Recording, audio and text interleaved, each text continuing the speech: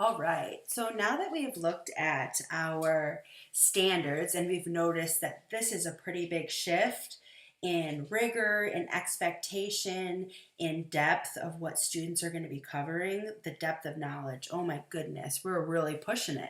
And this is such an exciting and much needed thing in these two worlds, the science and social science world. But we wanted to help you understand that there is some vertical articulation that needs to be understood because, like I had talked about earlier, there really is a progression of learning that happens from the early levels of kindergarten all the way up through high school and building on that knowledge every year and growing the child in the understanding of these very large concepts. So, when looking at our social science, this is an example of the progression. So you can see in the K2 levels, we have some lower levels of understanding. So we were describing things, maybe identifying. And as we move up the staircase on this graphic, we are looking at understanding at the high school level, a much higher level. But we could not get to this high school level of compare the costs and benefits of different types of investments without having these lower levels of understanding that help us build up to this progression.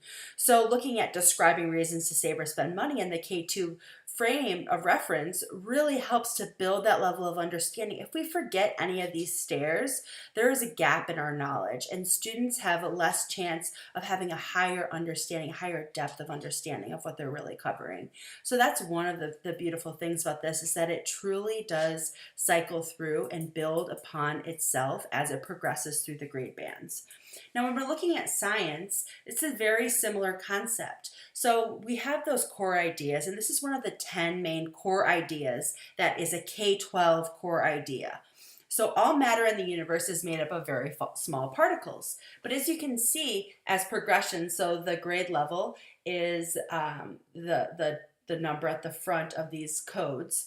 You can see that at second grade, fifth grade, sixth grade, eighth grade, they're hitting this standard, but it's the level of complexity that students are being asked builds upon itself. Once again, if we take out one or two of these standards, there are gaps in knowledge that students are going to be missing. So it's so important that we are teaching science and social science every year and that students are getting access to this information so they can build upon their understanding, so when they get to the high school level they have a really solid foundation and they are ready to get to that highest level of science and social science instruction.